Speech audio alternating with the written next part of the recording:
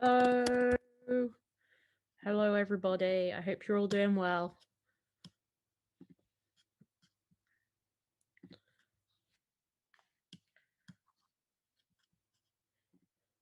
Just gonna see if I can see the chat. See this thing. I use Twitch just for watching other streamers, so I do not understand how it works. Okay, there we go. I know how to use a computer. Cool. Right. Yeah, it's always yeah. I know your frustration. When I first started, I also had like, oh my god, what do I need to do? Oh no, no, no, no, no, not go. Too much happening. I did actually. I want to get into streaming more, so I tried to make one of the Twitch layouts, and I'm like, okay, yeah, love Twitch layout. Like I know what I'm doing here. And mine ended up being a total disaster and nothing worked. And I couldn't even get my font to work. Well, perhaps Streamlabs, if you Google it, it's a nice tool that also ships with default templates, so you can just download the template and made some Yeah, I little have to change check to it it. out. I think you will like it. It's easy to use and yeah, nothing much to change or yeah, to My configure. process for editing videos is very much make the slides, start recording, and then end recording, and then just upload it. Like I really just cut out the start and the end. Like the complex video editing, I do not have that. I have I can make slides. I'm good at that. I think I'm the same as you. I also have no idea how to make an awesome intro as everyone has, like flying rockets here and there, Oh yeah, explosions, and I don't know. But we are really the streaming and YouTube video luddites. No idea what we're doing, but do you really need to know what you're doing? yeah, Do exactly. you? Yeah. As long your content is great, people will come and watch you. Exactly. Well, again, thank you for being here and doing this. And yeah, let's go to the first question. If you remember, yeah, when was your first hack ever? Your very first My hack? first ever. Yeah. Okay, so there's a bit of background to this. So there's kind of two pieces of background. I'll start with the first bit of background. I never liked cybersecurity. I've loved programming, like literally for as long as I can remember. As a child, I was super into Neopets, as a lot of people who are probably now in their mid 20s are or were as children. I was really into Neopets. Neopets, you could customize your shop and your homepage. So what I used to do was, I got really into programming that way. I really wanted to make my own website, and I just had this question. So on Neopets, you play games. Once you play a game, you can submit your score, and then you get a bunch of points for it. Very simple process.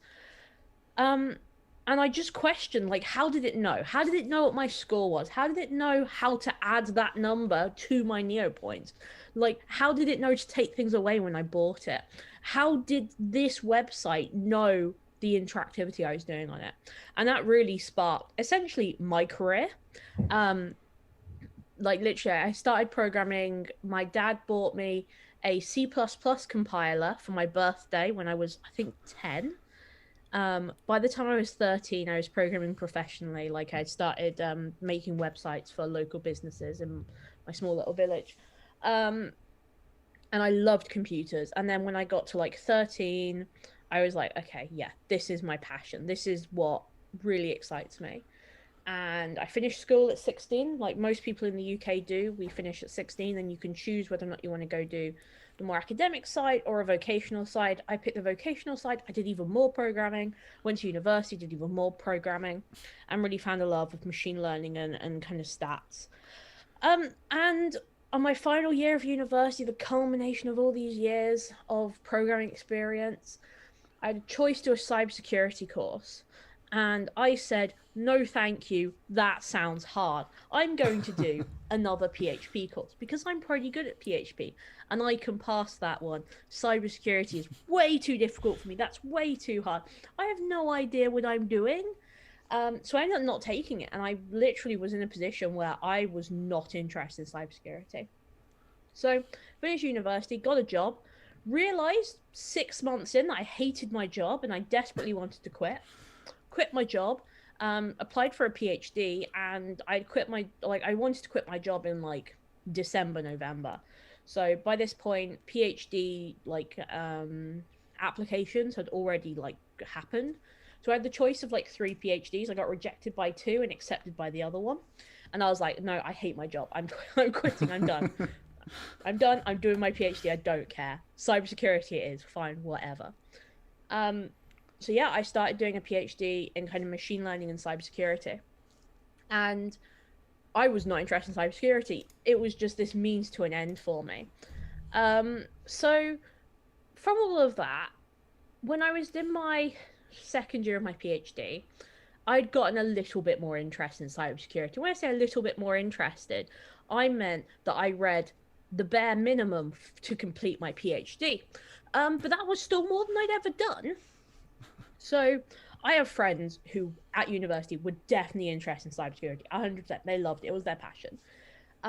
And two of them were bug bounty hunters. And I'd know what bug bounty hunting was. I was friends with them throughout the university. And one of them lives abroad, and he was like, look, I'm back in the UK for this live hacking event. They've got a mentorship program. All you need to do is just sign up. Here's the form. No problems. So I was like, no, thank you. That seems hard. I don't like hacking. I don't like cybersecurity. I almost didn't go. I almost like completely did it. It was only out of peer pressure from my friends who are bug bounty hunters who are like, oh yeah, we'll do a little meetup. We'll like come in and we've invited some other people from university to come down for the day to London. And I was like, fine, I'm being punished here, but fine. So I got on the train to go to London. And at this point, right, I'd never used BERT, never used it. I had never done any cybersecurity course. I'd never done anything related to security. I just about knew what bug bounty hunting was because my friends were bug bounty hunters. But I didn't really know what that was. Like, I knew the concept, but I had no idea what that entailed. It was like, oh, fuck, hack companies for money, whatever, yeah. But yeah, so that first day we had this little presentation on hacking. So it was like, here's how to get started, here's how to install burp. So I installed burp successfully. And then I looked at burp and I thought, Too hard. what am I supposed to do now? Just what? I just start what? So anyway, I eventually worked out kind of what I was going to do, and I was looking at one of the targets, which was Uber, so one of their applications, and I found an API endpoint, and I was like, What to do? I knew a lot about APIs and how they're created, and I know that an API will likely not have a put. So for people who don't know about how APIs are built, API requests have this kind of structured format, and you have, your post, your get, your put, and your delete. Now, put and delete are rarely used because it's not implemented properly, essentially. You usually get a post or a get. And I saw this put and I was like, that's really strange because most developers wouldn't leave that in. So it's kind of, this was the only put request as well. This entire API used the traditional kind of post and gets to do the same thing a put would do. And I was like, this is weird. So I started testing it and I found out it was an IDOR on this API endpoint. So I was able to remove my cookies and still access it from and without being authenticated and still change it. And as I was playing around, I realized that I could put in a really big number. And then I realized that I could put in a really big negative number. And unfortunately, this was a payment system. So in theory, I could have looked at changed anybody's like Uber ride to be really, really expensive or to be really, really expensive for Uber because they give away free money. And those were my first two vulnerabilities. And I remember that day I was literally shaking, like no joke. We got down to the absolute wire to try and write these reports. My hands were shaking. I was physically like so stressed I couldn't think. I was like sitting there trying to write the report, and had a HackerOne mentor with me, and I was like, no, you've got to write the report. I can't think about it. And then he's getting really stressed, and we're both getting really stressed, and then we're in a position where like, no, no, we can't do it. So anyway, we write it up, and she's like, that's it. I'm having a cigarette. That was way too stressful. So I submit the 2 vulnerabilities on time. And then a bit later on, one of my friends from university comes up to me. He goes, Katie? I'm like, oh, no, don't tell me. He's like, I just spoke with the customer. You're getting a bounty. I'm like, no, no, no, no. But yeah, my first bounty was $1,000. My first ever time hacking. I'd never used Burp. I'd never done any kind of hacking before. I'd never even like seen a request in the flesh before, like seen a proper request. I've always seen kind of the web side of things and never the hacking side. But yeah, that was my first vulnerability. Well, thank you for the amazing answer. For those who are watching, well, you know what to do. Stop learning and just go for it without even knowing it. Yeah. And just try it and play it, and you get $1,000. 100%. Like, I think one of the greatest advantages I had when I found my first bug is that I had zero preconceptions about how hard it would be. Like, I never had that thought of, I'll never find a bug. I was very much in the mindset of, I might find something. And it never even occurred to me, you know, oh, Uber, it's a big customer. There's loads of hackers and some of the best hackers in the world. I never thought like that. I was always just like, well, this will be a fun experience. And this will be something new I've not done before. And I think that really, really helped. That kind of not having the stress of knowing, you know, the biggest hackers on HackerOne, I had no idea who they were. Like, I know them now. But like, okay, random person who's actually Tom Nom Nom, fine, you have a good time. Well, thank you for the answer. And yeah, perhaps I need to give my son or girl, I don't know what I get, but perhaps I need to give her or him also a C++ programming book when he hits 10 years old, like you had. But yeah, did you really finish the book at the age of 10? Oh yeah, I have like my dad's like parenting was Katie likes computers. I will buy her any computer book. And he had this kind of policy where, you know, if it was about programs, about computing, it was about learning, he'd just buy it, no questions asked. So at the age of like 10 to 13, I had books on HTML, I had books on CSS, I had books on I had like several web development books, several books on C#, a book on ASP that I don't know if I ever read properly as a child. But my like first ever book was on HTML. It was web. I think it must have been Web Development for Idiots. Don't think it's a brand that's around anymore, but I still have it at home at my parents' house. Probably it is converted to Dummies, the Dummies series. Well, that's the thing. I think it's a different publisher because I have a lot of Dummies books as well. But yeah, my dad had this idea of, you know what, if it's about your learning, just buy it. Yeah. Oh, it seems. But it's really helped as well. Yeah, it seems you really had an amazing dad. I wished I had that. I would ask him laptop, computer, everything, and he just bought it. But yeah. My mom is an artist as well, so I think that really helped because the way she thinks about things. This is why I got my mom on my own YouTube channel to come and do some hacking. But the way my mom thinks is really different to I think how everyone else thinks, and I think combined with my dad's, who's quite technical, he's an IT project manager at the time, and my mum, who was really artistic and really creative, I think if you push those together, you get an awesome hacker / developer / whatever else I'm calling myself at this point.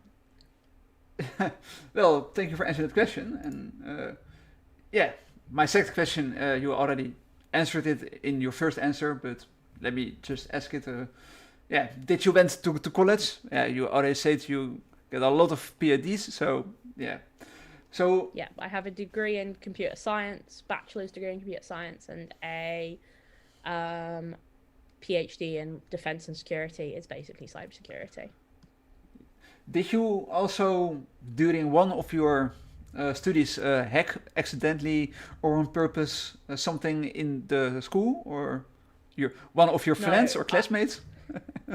I'm in general a very straight and narrow person, and this is why I always like advocate for not hacking random companies on my YouTube channel. Like I don't teach people to hack to use their powers for evil, only for good. Um, but yeah, I just no. I'm really, really like I'm a nerd. I'm a really big nerd. I'm not even one of the nerds that like getting into stuff. I'm just like a regular. Oh no, can't do that. That one's illegal. And in the UK from a really young age, like as soon as you show any kind of interest in computing, they have a lot of um mitigation probably isn't the right word, but interventions. So things like making sure you understand the Computer Misuse Act, which is the legislation in the UK that hacking is under at a really young age to try and make sure that you understand what hacking is and why it's bad. Yeah, I think that's a good way to go. Yeah, you can always hack your friends if you are angry with them. Like this is punishment for you. I will hack you now.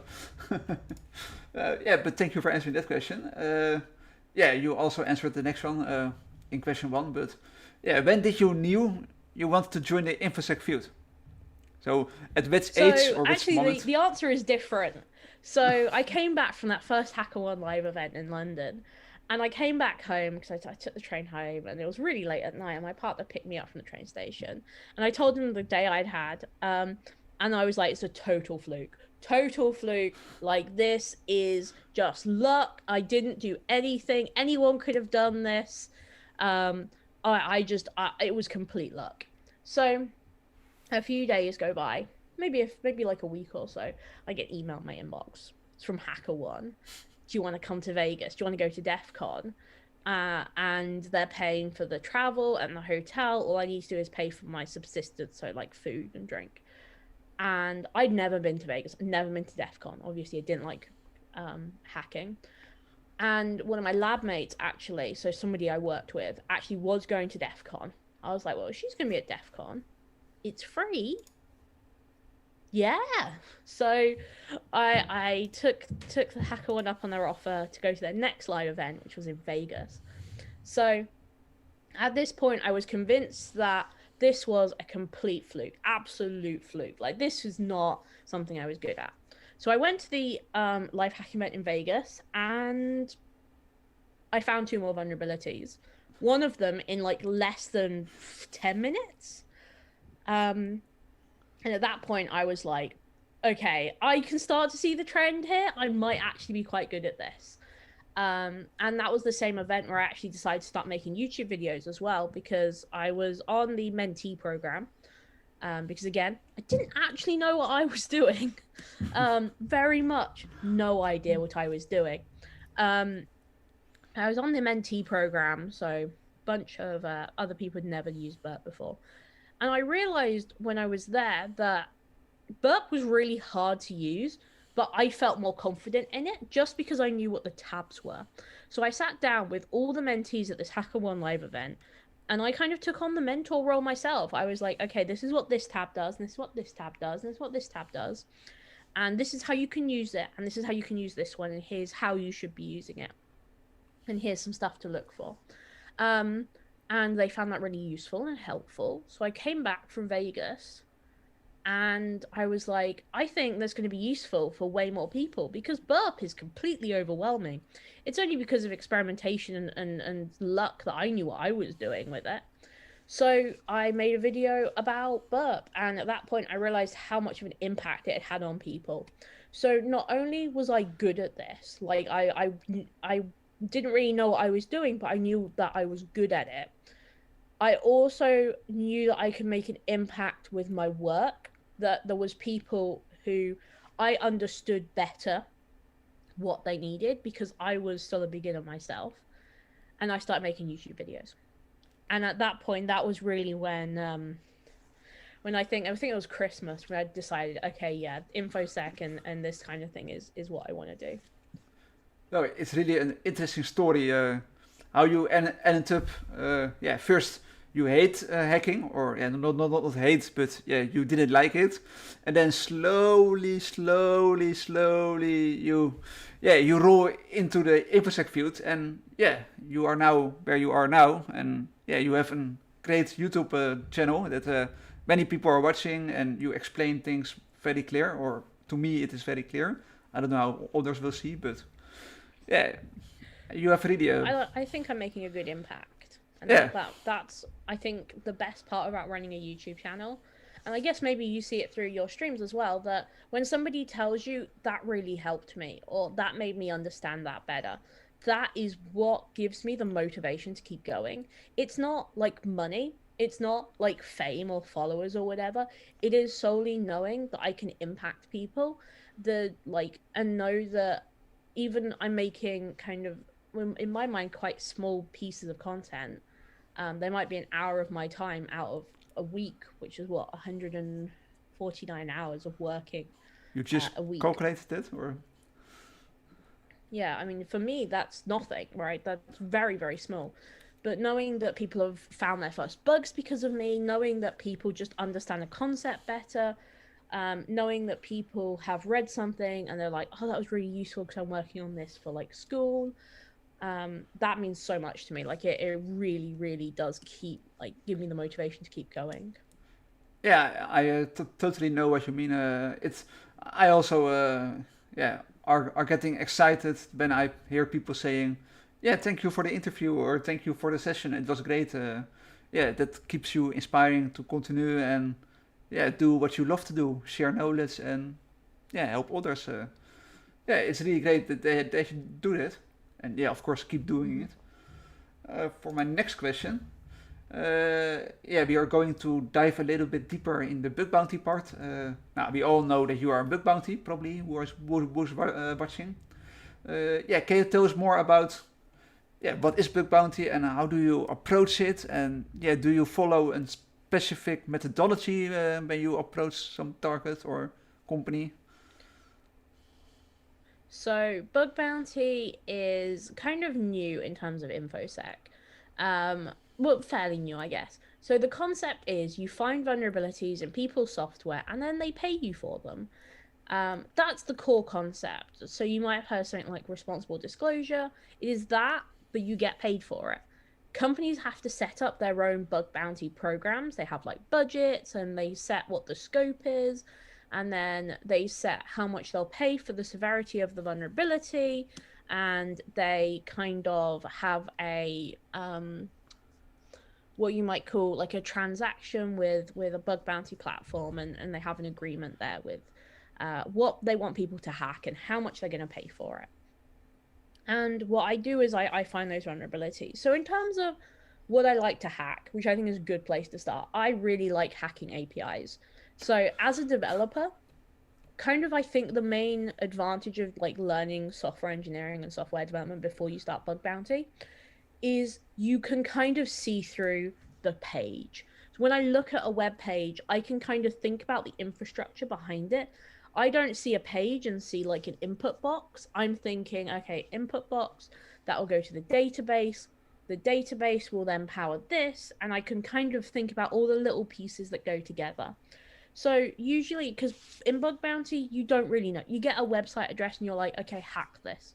Like, okay, how?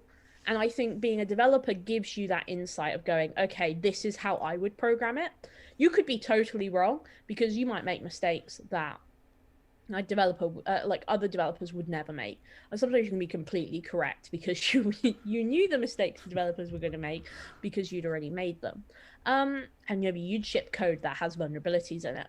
But when it comes to like what I like to hack, I think APIs especially because one, a lot of people don't test them because I think they get a bit scared by the fact that it is very much like plain text. It's JSON coming back, and you have to do a little bit extra work to do things like reconnaissance on them.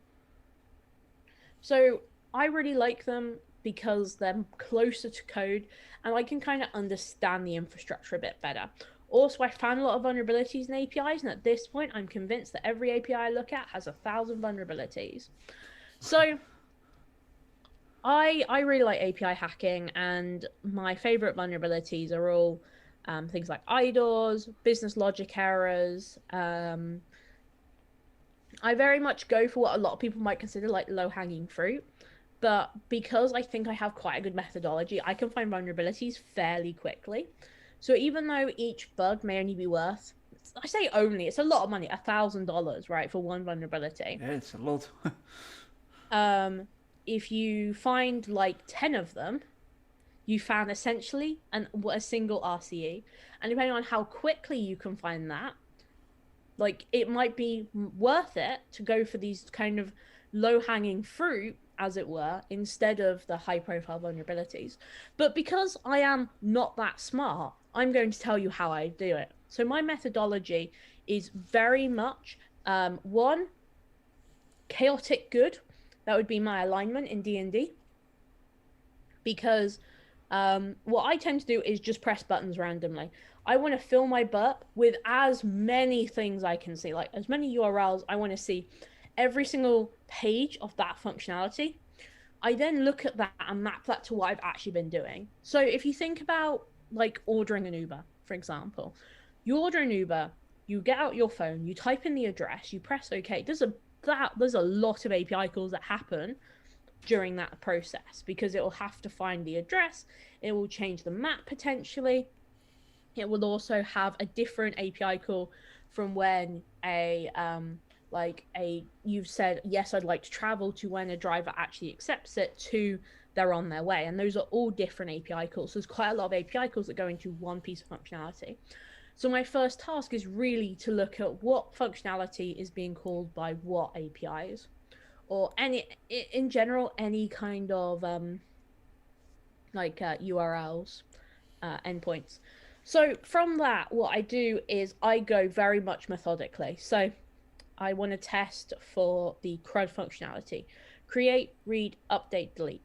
So every single time I test something, I'm saying, okay, I can create that. Where is the read part of that? Where am I reading it from? Then the update, where can I update it? And then the delete, how can I delete it? And then from there, that is when I start testing for IDORs very much systematically. So chaotic at the start, but that really drills into a process of, okay, first I'll test if for an unauthenticated IDOR. Then I'll test for an authentication IDOR. Then I'll test for permission. Then I'll test for, depending on what the endpoint is, business logic errors. Then I'll test for this. Then I'll test for that. So it's very much starts out this really chaotic URL collection all the way down to going essentially endpoint by endpoint, testing it for all these vulnerabilities. Well, it's a quite a long story, but it's really interesting. Yeah, I want to learn too API testing, because I work for a company that will do an API testing penetration test soon. Yeah, do you perhaps have any recommendations for people like me or those who are watching? Yeah, how can we learn API testing, or do you have any books or courses where we can? Yeah, we can of course, like you, go to a conference without knowing and just start burp and yeah, $1,000. So unfortunately, oh god, I hate doing this. Unfortunately, my videos tend to be one of the best resources, because I've made quite a few API videos, although that's really embarrassing to promote your own stuff. It's fine. Genuinely, I think my videos are quite good. A lot of the resources I use are things like OWASP. OWASP has an API security top 10. Um, Other things are like there's a lot of like RESTful design documents. There's a book on software engineering that goes into RESTful API creation, which is not that good. I'm not going to recommend it, but it was helpful. Um, there's also things like there's the API security newsletter, which is I think apisecurity.io. I would not recommend, by the way, any paid books, any paid courses, anything like that. I am very much of the opinion that you can learn all of this for free, and you should not be paying for like expensive courses if you want to get into bug bounties, because although they're totally useful, like they totally have value, I think if you're looking at this, you really don't have to pay. You honestly don't have to. I have not paid, so I don't expect other people to pay. Well, really, thank you for yeah for this advice. and for the tips that we absolutely do not want to do. And I think I totally agree with you that knowledge should be free. We are all here to learn and share knowledge with each other. And yeah, I've been watching your videos for a long time now about AP pen testing, and yeah, I can really recommend it for those who are watching. It's really great movies. It's clear. She also has mostly of the time pictures that are easy to follow, and arrows popping in, popping out. So it's quite And you nice don't have to videos. pay for it. And I make them for free. I will say that if you are watching and thinking about, okay, I would like to pay for a course, if it's in bug bounties, specifically bug bounties, what I would do is, if you really are in a position where you might not be able to afford it, just try hacking, see if you can find your first bounty without paying, and then pay it when you get a bounty. Like the first thing I bought when I got my bounty was Burp, and then Yarn. A lot of Yarn. Put so much money on Yarn after I got my first bug. But I think that many people who are wanting to start with bug bounty has the problem that they think, how can I compete with all those people who are doing it for like 3-4 days in a week, and I have only 1 day in a week free to do bug bounty. How do you, what can you say to them, or how do you see that? So okay. What I'll start with is that most full-time bug bounty hunters are not looking for low-hanging fruit. Most of them, if they come across like a medium or a low vulnerability, won't even bother reporting it, because for them, they've got their eyes on the prize of multi-thousands of dollars worth of bounties. So quite a lot of the time, you're not in competition with those like really, really good people. What you are in competition with is a lot of people who are just like you. And that can be really difficult to overcome. My top kind of advice is, one, to be persistent. Like, don't just give up. It can be really difficult, right? Like, motivationally, really, really difficult to keep on going, even when you don't really see the point. Like, oh, I'm never going to find something. Oh, this isn't happening. Oh, I can't do this. Being persistent in the face of that is one of the easiest things you can do, because other people can give up before you, and those are the people that you are essentially competing against.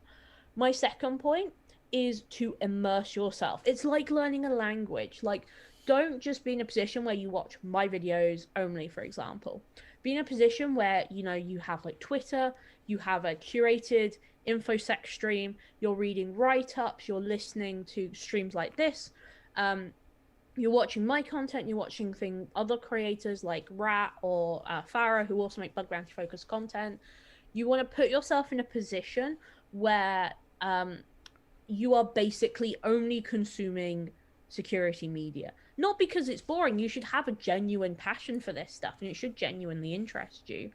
But kind of understanding the kind of depth that security can go down is really helpful, again, for keeping up your motivation. My other advice is recognize when you're getting somewhere. Like, it's quite often the case that people will just put in like, oh, I'll just put in every single XSS payload and see if that works. You're not getting anywhere there. Like, putting that is not giving you telling you more about a target. It's not giving you more information about what to do next. It's not giving you information about what vulnerabilities might be there. Instead, laser focus on what's going to tell you information. So Recon tells you a ton of information. It tells you about subdomains, it tells you about files. That can give you a lot of information. Understanding how something works, like on just a business logic level, like what do the buttons actually do? What's the functionality that's here? Then we've got the next thing is like just recognizing when you've accomplished something, like when you've learned a little bit more. You're not a failure just because you didn't find a bug in your first 5 minutes. You're not a failure because you didn't find your first bug in your first 5 months. Like, there is nothing about that means you've entered the failure zone and that's it. The best way to think about it is to go, I've learned something new. I've learned about this. I understand this better. Well, thank you for answering that question. Yeah, I think I'm totally agree with you, and I'm a little bit embarrassed to say that I was one of those who fired a lot of cross-site scripting with Burp on the applications and thinking, yeah, well, let's wait if it will pop up.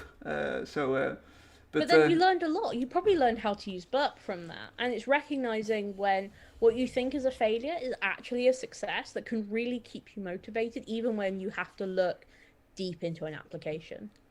yeah, that's totally true. I learned Burp, of course, and yeah, since now I will, or since now, since some weeks ago, I will look better instead of just firing tools and thinking, oh well, let's wait for my first bounty to pop up. But yeah, thank you for answering the question. Let's go to the next one. Yeah, how much time do you spend on average on one program or company? I'm so chaotic, it can really depend. I found vulnerabilities, no joke, in 5 minutes. I started looking at application, and I've not found anything in 5 days of looking at something. It totally varies. And I think anybody who can say, yes, this is how long I spend on an application is probably not being 100% truthful because it is so variable. I mean, I'd say I can spend anywhere between an hour every week to like literally it consuming my life for most of it. But like I have a full-time job. Like throughout this entire experience I've worked 9 to 5. I'm very much hack on my evenings, on my weekends, whenever I can find that extra spare time. Like take time, literally what you can track in terms of my videos is if my videos don't get made for a bit, but I'm also not at work. I've probably found a bunch of vulnerabilities. Um, but then when my videos come back, I then don't find as many. I find fewer of them. Well, thank you for that for answering that question. Yeah, it's funny to see that I've been talking to more bug bounty hunters, and yeah, it's funny to see that some guys are spending 2 days on a target, some 3 days. You, for example, 1 hour or 1 day. Yeah, It's well, so variable. Like it's so variable. It's so hard to say. Yeah, this is how long I spend because everyone has different infrastructure. Everyone likes to hack different yeah, things. So the complexity of what people hack then depends on how long they spend on that particular program. yeah, yeah. I think you're totally right there. Yeah, for my next question, yeah, it was like, do you also have a full-time job or do you full-time bug bounty hunting? But yeah, you just answered that question. I'm a full time lecturer in cybersecurity at Manchester Metropolitan University, which is a university located in the UK. I basically teach undergrad cybersecurity. You might know that in the US as an assistant professor or a professor, but I'm like half teacher, so I do a lot of teaching, and the other half I do research, so cybersecurity research. Um, and that is my kind of job. It's 50% research, 50% teaching. Yeah, it's really interesting to hear that. So for those who are watching, if you want a cool teacher, yeah, go to that school. Oh god, my students! I don't know if my students would agree with me. Agree with that statement. My poor students, they've been doing like, they did 2 weeks of penetration testing, 1 week of blue team, 1 week of forensics, and now going in, or 2 weeks of forensics. Now I'm going straight into like programming in Bash and automation. So I'm not sure they'd agree with that. Uh, if I was, A lot of work. if I had to choice, I would probably go for it. It sounds really cool classes. Best scripting, hacking. Here in the Netherlands, I don't know any school that will give that all in one line. Yeah, you can choose for one thing at a time, like forensics, but not batch scripting, forensics, pen testing, all in one. Seems Well, seems my the goal with future. it, like I wish one to for my students, my first students are first year undergrads. I really want to show them all the different types of jobs there are in security because I do bug bounty hunting, right? That is one job in security. There are so many jobs. Like security is everybody's problem, so there is so many different jobs. And my whole goal with it was to kind of inspire people and be like figure out where they want to go in security. That was my goal with it. Yeah, it's really an amazing goal, and I really appreciate what you are doing. I'm trying to do the same. I'm no teacher like you. I have a full-time job as pen tester, but in my free time, I try to help children from the age 8 to 12. That's so cool. Yeah, to teach them some hacking, and yeah, it's difficult to place your in their head, because they, of course, if you explain to them responsible disclosure, they think, huh, what? Okay, mom, what is it? What is it? What does he mean? But you need to, you need to, Start them young. you need to talk like a thief who's stealing a bicycle, and then you need to convert that to a black hat hacker. That kind of things. But it's great to hear that you are also trying to help the future of the infosec, if I say it, the future people. Let's go to the next question. If you remember, and I don't know if you have any, I think you have. What is your first certification that you have? And how was the I journey? get to go on my rant. I do not have any certifications because I am a student, and certifications, quite frankly, cost way too much money for what they're worth.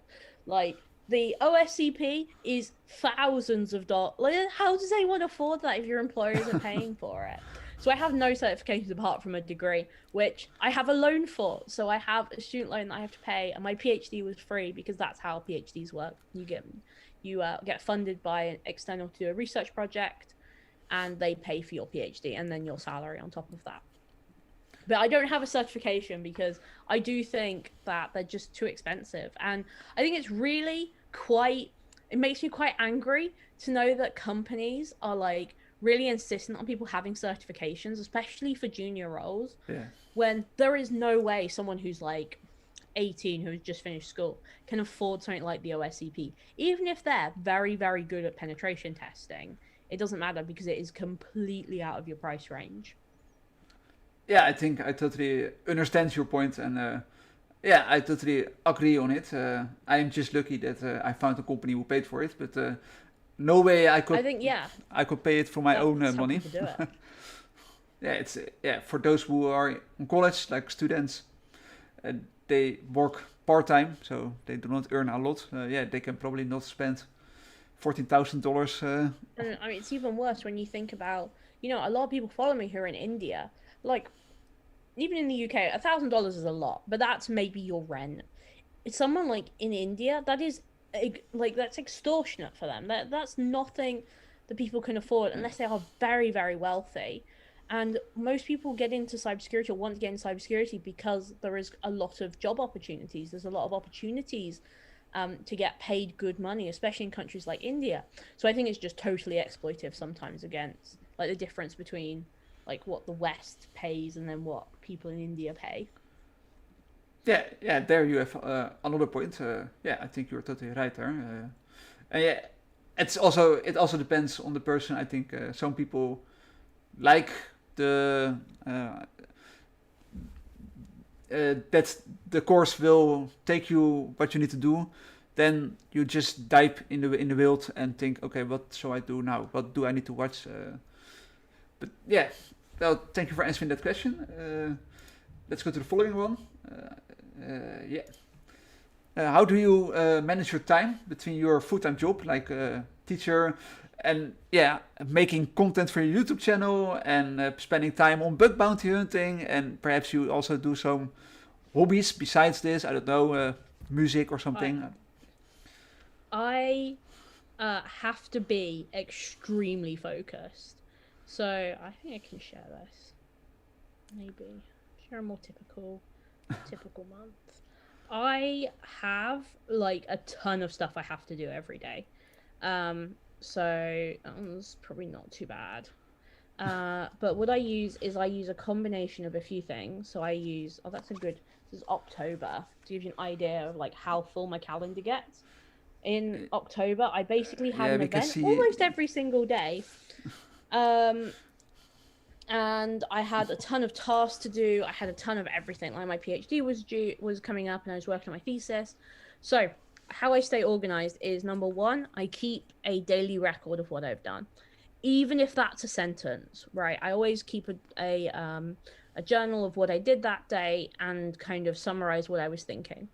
Step one. Step two is that I have very good task management. So I use a program called OmniFocus, and this is, again, very expensive.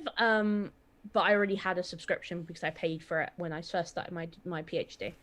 I got a bunch of money back from taxes and I bought a to-do list software. But I have in there, I have tons of to-do lists. Like I have, let me see if I can count these. Yeah, I'm just checking OmniFocus. I will share it in the stream for those who are interested. I have 32 to-do lists at the moment. And they are my individual projects. So they're all in different folders. So like I've got things that are work related. I've got things which are videos. I've got things that where I'm speaking when I'm doing a talk somewhere.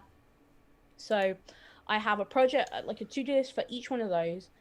And I keep focused because it has these things called perspectives, which let you reorganize things. So the biggest thing I changed was I made a list of easy wins. So things that will take me like 0 effort but are high priority or need to get done or just are useful to have done sooner. Then I have things like deep work. So I separate out work that's going to take me several hours. So several hours of like intense thinking, about 4 hours ish. I separate those out as well so I can kind of focus my energy on kind of easy wins, or I can focus on these kind of deep tasks depending on what I feel like doing.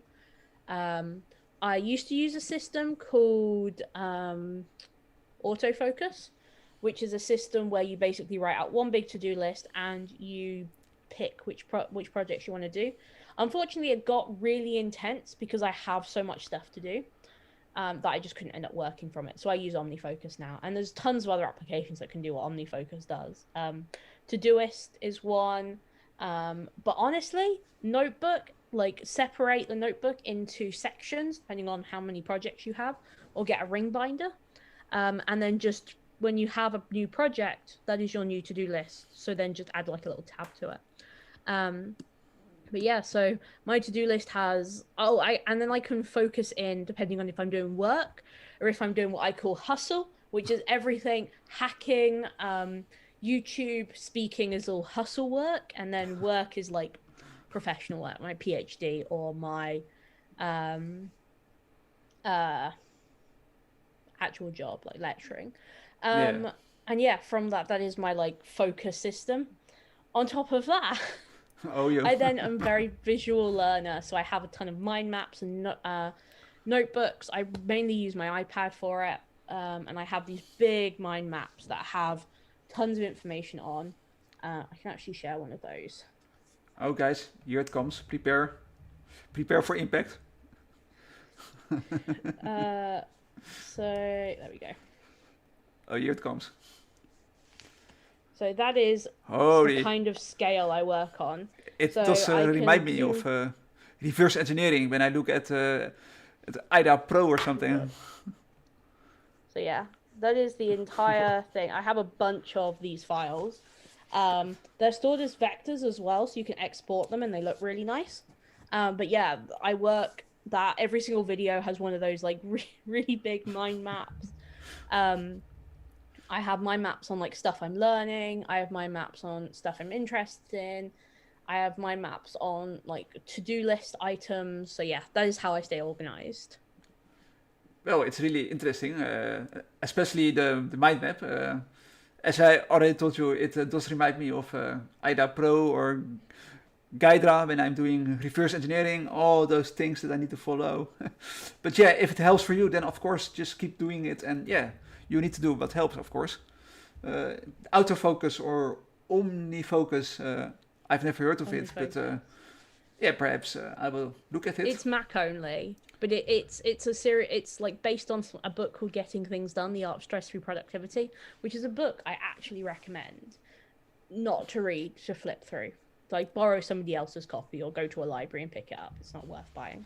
But it's a really useful book if you struggle to get organized and you have no idea where to start. It gives you a lot of really good starting points for how to actually get focused and get organized. Yeah, I'm like the same as you. I have so many things that I want to do after work that I think, what shall I do today? Shall I do this or that or this? Perhaps I need to try the organizing, like OmniFocus or something for Windows. I don't know. You probably have something. But yeah, thank you for the tips. Let's go to the follow question. We are going to the final two questions. Yeah, is there something in the past, if you know something, that you want to redo and you regret it now? And if you had the chance, yeah, you would redo and perhaps choose something else. I don't think there's anything I've done that I regret in my life, and I think that's a really important and good perspective to have. I've messed up a lot of things. You know, I my first time I went to university, I failed my first year. Um, I, but then I learned from that experience, and I think what's really healthy is to never actually have regrets. Not because you've lived a perfect life, but because you uh you understand that, you know, each thing that other people might consider a failure actually has shaped who you are as a person, and has contributed to your overall success in your life. So it's not a case that, you know, oh, if I'd done that sooner, I would be better at it. It will probably never be that simple. You're trading something like a learning experience for just knowing something sooner, and you wouldn't be as good at it if you didn't have that learning experience. Yeah, I think you're totally right. You can have the perfect life, nothing goes wrong, everything goes right, but yeah, you will learn more by falling down and standing up, and falling down again and standing up Exactly. again. Yeah, yeah. Let's go to the final question. Yeah, it's the obvious last question. Do you have any advice for those people who are watching right now and they want to, yeah, join the Infosec field? What can you tell them? Do not delay. Just start now. Nothing is stopping you. There is no critical mass of knowledge you need. There is no, if I just learned this, I would be able to start. You can start totally right now. And in fact, if you have no idea what you're doing, this is the perfect time to start, because you will learn more in your first hour of hacking a real website than you will ever learn in like just learning communities, like just CTFs or just vulnerable websites. Actually moving on as soon as you can into actually like participating in the job you would like, whether that's bug bounty hunting or penetration testing, really getting that experience and that knowledge ASAP is so important. And it's so easy to get stuck in a bubble of, oh, I just don't know enough, or oh, I'm just not ready. And you're totally ready, 100%. Because you know what? I went to my first live hacking event having no idea what I was doing, and I found my first vulnerability. And I totally believe it's possible for other people to do that as well. Well, it's great advice. Thank you. So, for those who are watching, go out, do it, be careful, take your distance, of course, with this corona around, but yeah, go for it and try it.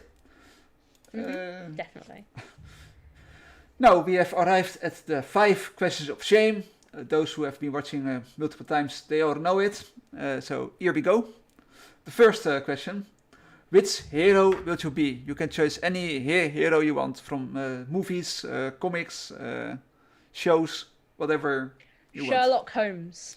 Sherlock Holmes. Ah, Sherlock that's Holmes. an I interesting. I very much see myself as the cyber Sherlock Holmes, um, and putting all the pieces together. And I love detective. I love detective shows so much. I don't know if it counts as a superhero, but I really like detective shows. And I think, yeah, I totally see myself as Sherlock Holmes already. So I'd love to be Sherlock Holmes. And where's your mate? How does he call in the show in the movie? Moriarty. Yeah. Where's your? I had an interview once with the media, and I was telling him, "Oh yeah, I'm like Sherlock Holmes," and he said, "Aren't you more like Moriarty?" I was like, "You take that back. I'm good." Perhaps I will say to you're like Moriarty. Oh no. Now I have made Katie angry. I'm good. I'm good. Well, thank you for answering that question. Let's go to the second one. Yeah, if you can choose two parents, it can be whichever parent you want, from movies, shows, real celebrities, or science fiction ones. Let's do parents with your choice. Parents. I pick my own. I, I think my parents did an excellent job raising me, and I would not change my mum's chaoticness or my dad's like stern nature, because I think that they both contribute so heavily. And I'm not necessarily the kind of person who calls home every day, but I'm quite close to with my like immediate family. So I have a younger brother, and I'm very close to my parents, and we play board games every weekend because we're nerds. And my dad watches all of the talks I do, so he may well be watching. And my parents are so supportive of what I do, so I don't think I'd change them for the world. They're great. I was expecting perhaps Sherlock Holmes as father. No, I like my current dad. No, I think that's the best answer. And if your parents are watching this, I think it's the best answer you can give, or they will be angry on you. And I didn't sell you out. If my mom, my dad is watching this, let it be known that I publicly said I wouldn't trade you for the world. So you can't ever accuse me of not caring for you if you end up in a home. Well, I'm happy you are caring for me. Let's go to the third question. What will be your weapon of choice? It can be a real weapon or a science fiction weapon. You can think of anything you want. It can be in glass. The glass Sherlock Holmes is holding. Can I have magic? Yeah, magic is also possible. I play D&D and I play a warlock. And all of my warlock does, they have like really good spells. They can teleport, they can summon demons, but all I ever do is fire one spell. So I'm taking Eldritch Blast as my weapon of choice, which is a spell from D&D, which every warlock uses at every opportunity because it is the best one. It does the most damage. I've never played Dungeons and Dragons, but it's good. Yeah, I definitely really need to try it. Over lockdown. Yeah, I do not have friends who play it, so it sucks. I need to find more friends. Let's go to the fourth question. I recommend meeting people over the internet, which is my approach. Oh, I didn't know you had it online, but I will definitely check it out. Now let's go to the fourth question. In a game of scissor, paper, and rock, what will be your first choice? Rock. Ah, damn it! You lost from Sino. I spoke with Sino. Did I? I spoke with Sino yesterday, and he chose the paper. So, yeah. No, but many people chose rock. So yeah. Well, I when you said it in our like prep meeting like 5 minutes before the stream actually started, the only thing that came to my head was rock. It's like, okay, it's got to be rock. Something's telling me here. Maybe you've got some subliminal messaging going on. Maybe Zayshono is just better than me and is fighting against it. He's listening behind the scenes, so he knew you was choosing rock. So he. Yeah, exactly. Let's go to the last question. You are the first person on Earth who can register a hacker name. What will be your hacker name? Every option is available. I'm sticking with Insider PhD. I like it. I think it's clever. Nightmare at every single conference I've been to. Absolute nightmare. Because it's like Insider, like not inside and I go PhD, but not PHP, the programming language, PhD, the academic qualification. Absolute nightmare. But I do think it's quite clever. My PhD is in insider threats. So I had insider from insider threat and then PhD. But it kind of sounds like inside a PhD.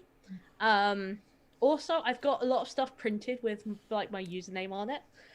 So I'd have to get that all reprinted if I change my hacker name. So I'm going for insider PhD. Maybe I'll add some X's on the end though, just for some authenticness.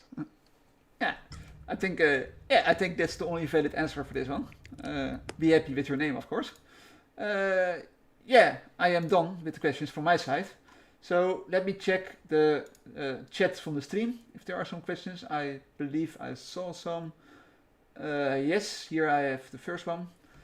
What burp extensions are the most useful for you? So it used to be, so I use the older version of Burp when I do my actual testing. I don't use the new version. But a JSON beautifier. It's in the newer version, but it isn't in the older version. Um, but that's the one I really recommend in terms of usefulness. But there was a really great discussion on my Twitter about how to make Burp community feel like pro, and there were so many good suggestions in there. So some of the ones that were brought up was Turbo Intruder to replace Intruder, Param Miner because that's super useful apparently, um, Logger Plus Plus, which allows for the same logging capabilities as Burp Pro. The only thing we couldn't really find a option for was the collaborator. But yeah, there are so many plugins. I really recommend the ones that make community feel like pro. And actually, it's a video I'm going to do literally within the next few weeks. I'm going to do a video on how to make Burp community feel like Burp Pro with extensions. Yeah, that seems a really interesting video, and I will definitely see it. Yeah, thank you for answering that question. I hope it answered this question. Let's go to the following one. I found it. When you are testing web applications, do you go for the depth first, or are you more looking at the width of the web application instead of going deep? I definitely am depth first. I'm very much of the opinion that you want to go deep for most web applications in order to actually find vulnerabilities because a lot of people go for that surface level approach and a lot of people don't find bugs.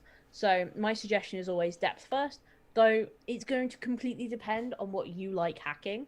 If you really like hacking, like breadth first, and you really like that kind of shallow look, but like tons of recon, more power to you. I think depth first is more useful, but that's just like my opinion, man. Well, thank you for answering the question. Yeah, let's go to the following one. Another question from the same guy. um, yeah, how do you know? When to give up on a target? So that you Um, think now it's time to look forward to look further. So there's a concept in interior design in organizing. I watch a lot of organizational content. I'm very sorry. And Marie Kondo's does it spark joy, and she describes sparking joy as like an innate feeling. So that's what I follow. Like I look at what I'm testing, I look at how I feel, and I go, is this actually sparking joy? Is this actually exciting me? Do I feel like I'm getting anywhere? Do I feel like I've learned something? Do I feel like I've got leads? Do I feel like I've kind of exhausted everything that I personally can be able to do? That's how I kind of decide. I have this like innate feeling inside me that says, give up for the day or give up for forever. I've actually done a video that I did for Bug Crowd Level Up, which is all about when you should actually give up and how motivation works. So I won't go into too much detail because it's not necessarily very interesting. But motivation is made up of like three key components. So you have mastery, um, which is the feeling that you're getting better at something, and that is primarily what bug bounty hunting should be like making you feel. You should be feeling challenged, but like you're progressing. If you feel challenged without the feeling progress, like you're getting anywhere, then it's not worth continuing. Yeah, I think that's really great advice. I have yeah played with many targets. When I do some bug bounty, I do not do it a lot, but when I do it, I mostly face the problem that I find it challenging. Yeah, but I can't do anything. So after 2 hours or 6 hours, I think I have tried everything that I can think of and nothing works. Shall I continue or shall I stop and try something else? But then if I stop and try something else, then I think perhaps I just give up too fast. Shall I continue? It's really hard to tell when you've given up too soon. And I will say there's probably like I had a vulnerability. So I was working on a target. It was like a web application. It had like an e-commerce store, and I was hacking it, and I was not getting anywhere. I was like, okay, I'm gonna give up. I can't. I don't know how to hack, and like someone's told me that this is a really easy target to get started with. This is right when I first died, after I got back from that very first live event from HackerOne. And someone was like, "Yeah, this will be a good place for you to start." And I looked at it and I couldn't find anything. I had no idea what I was doing. And I was like, "Well, can't find anything." So, uh, then a few months later, I make a video on business logic errors, and I'm going through. So when I make my videos, I often go through disclosed reports to use as examples, basically for my videos. So I'm going through the video there. I'm making it, and I realize, oh my god, You that was can a try that. vulnerability, and I walked. I just ignored, like I went straight past it. And yeah, I completely missed a vulnerability. Until I made that video, I had no idea. So it's really hard to work out when to give up. So I don't think, if you don't know when to give up, I do not think that you're doing a bad job and that you should know, because it's hard.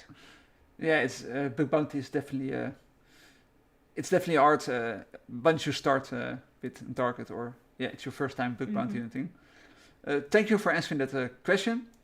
Let's go to the following one. I see there are 2 or 3 more, so we are nearly to the end. Yes, here I have one. What courses or resources, would you suggest for the long term? So I think Portswigger's Web Academy is really, really good. Um, it doesn't really give you realistic situations though, and I think that's where a lot of resources end up kind of falling down a little bit because they don't kind of offer that realism. Long term, I'd recommend getting a degree. I think degrees are always going to be useful.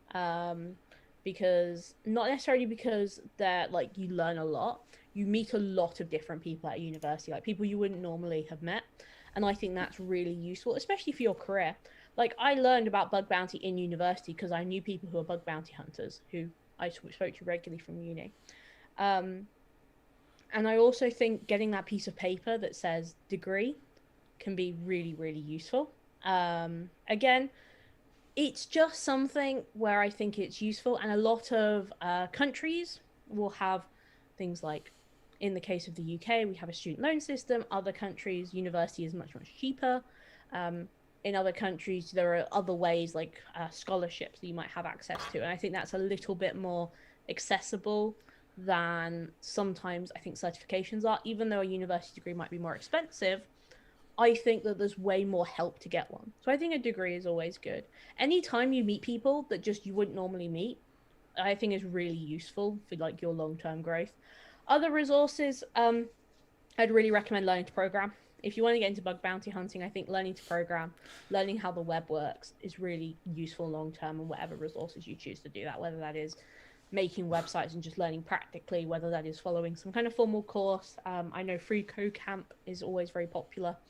You also Yeah, have those are my resources.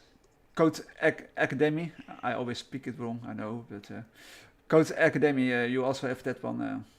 It also gives you a free. Well, yeah, doing a PhD is free, so most countries it's free anyway.